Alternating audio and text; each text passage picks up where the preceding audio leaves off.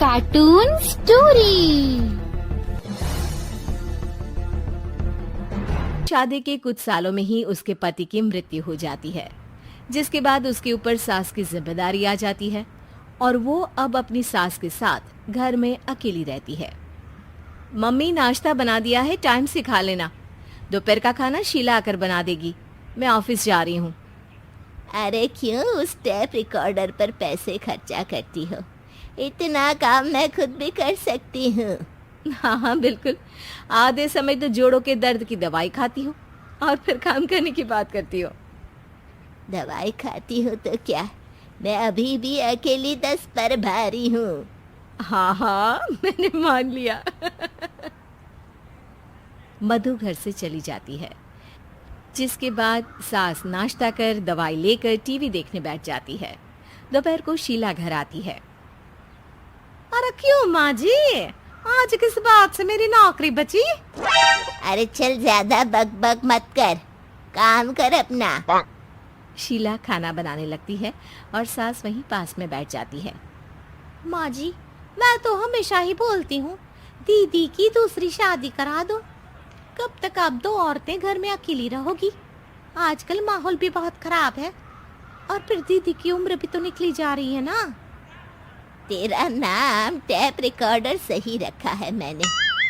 तेरी एक ही बात को रिपीट मोड पर चलाने से वो पूरी नहीं हो जाएगी, इसलिए मेरी बहू से ज्यादा खाना बनाने पर ध्यान दे, नहीं तो कहीं वो भी तुझसे मुंह ना फेर ले और नौकरी चली जाए।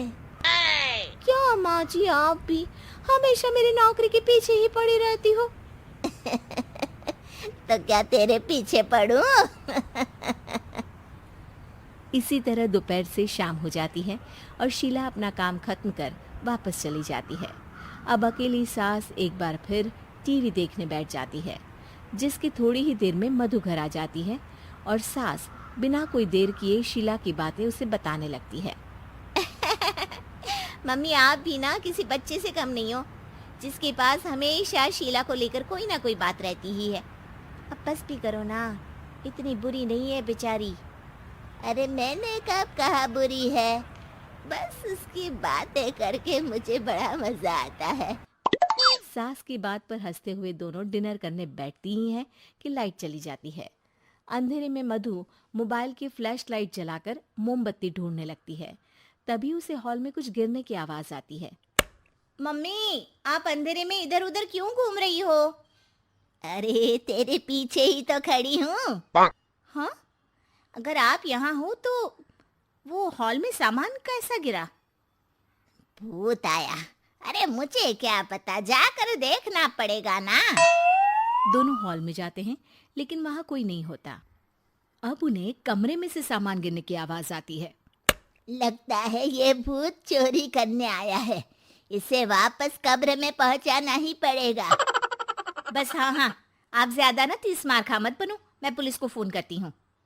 अरे जब तक तेरी पुलिस आएगी तब तक क्या वो हमारे साथ बैठकर अंताक्षरी खेलेगा? हट डरपोक, संभालने दे मुझे।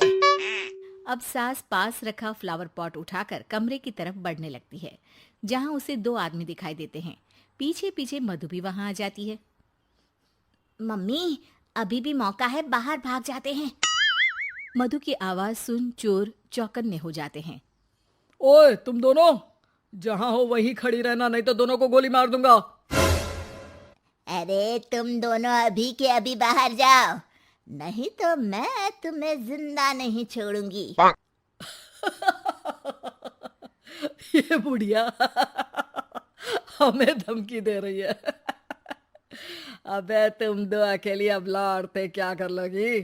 अरे जा भेजा, दोनों को बांध दे।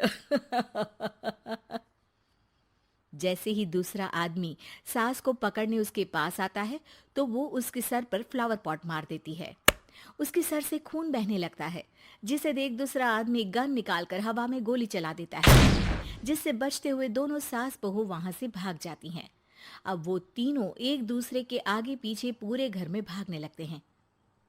मम्मी, आपने तो सच में उसे मार दिया। तो मजाक में कौन मारता है? और अभी तुम मेरे साथ ही रहना, नहीं तो पक्का मारी जाओगी। ये औरतों को कमजोर समझता है ना। आज इसे औरतों की ऐसी ताकत दिखाऊंगी कि ये आदमी पैदा होने पर शर्म करेगा। ये अचानक आपके अंदर झांसी की रानी कहाँ से जाग गई? वैसे तो हमेशा जोड़ों में दर्द बोलती रहती हो। अभी तुम्हें जान बचानी है या जोड़ों के दर्द की कहानी सुननी है? मधु और उसकी सास कमरे में जाकर दरवाजा अंदर से बंद कर लेते हैं, जिस पर चोर बाहर खड़ा दरवाजा बजाते हुए उन्हें आवाज लगाने लगता है। क्यों डर गई? अरे वैसे तो बहुत धमकी दे रही थी। गेट खोल अब बुढ़िया। अबे पागल, धमकी देने और होशियार होने में फर्क होता है। पर ये दिमाग वाले काम तुझे तो समझ में नहीं आएंगे। रुक, अभी तेरा दिमाग ही बाहर निकालता हूँ। ये कहते हुए चोर गोली चलाने ही वाला होता है कि सास अचानक दरवाजा खोलकर उसके मुंह पर परफ्यूम डाल देती है, जिससे चोर गन फेंककर दर्द से चिल्लाने लगता है। मम्मी, अरे बहुत दर्द हो रहा है, कोई बचाओ, इसे हटाओ प्लीज। मैं किसी को कुछ नहीं करूँगा। क्यों रे, क्या थोड़ा सा दर्द होते ही मम्मी मम्मी करने लगा? अभी तो औरतों को कमजोर बोल रहा था। भूलियो मत, एक औरत ने ही तुझे इस दुनिया में जन्म दिया है, और वो भी तुझे ये दर्द हो रहा है ना, उससे लाख गुना ज्यादा दर्द सहकर।